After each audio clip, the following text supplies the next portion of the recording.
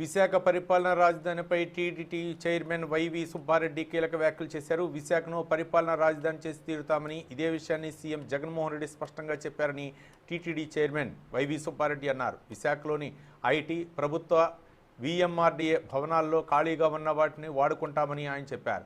అవసరమైతే ప్రైవేటు భవనాలు అద్దెకు తీసుకోనున్నట్లు ఆయన తెలిపారు. భీమిలి ప్రాంతంలో అనేక ప్రభుత్వ భవనాలు ఉన్నాయని, సీఎం నివాసం, క్యాంప్ కార్యాలయం కోసం కొన్ని ప్రైవేటు గెస్ట్ హౌస్లు, ప్రభుత్వ గెస్ట్ హౌస్లు పరిశీలనలో ఉన్నాయన్నారు.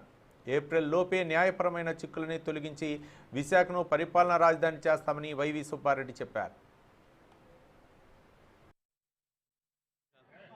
ప్రభుత్వ కార్యాలయాలు ఎన్నో ఉన్నాయి, కానీ మా ప్రభుత్వం అయితే ఇప్పుడే కాదు, విశాఖ గర్జన సమావేశం నిర్ణయించినప్పుడు, ఆ సమావేశం విజయవంతంగా జరిగినప్పుడు చెప్పడం జరిగింది. ఎన్నో సందర్భాల్లో నేను చెప్పడం జరిగింది, మా పార్టీ నాయకులు చెప్పడం జరిగింది.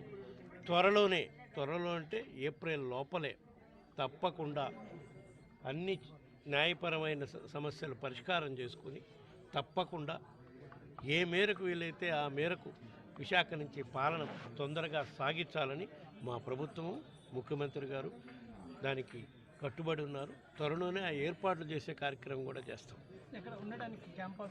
చూద్దాం, ప్రభుత్వ కార్యాలయాలు చాలా ఉన్నాయి, అవసరమైతే ప్రైవేట్ బిల్డింగులు కూడా తీసుకోవచ్చు.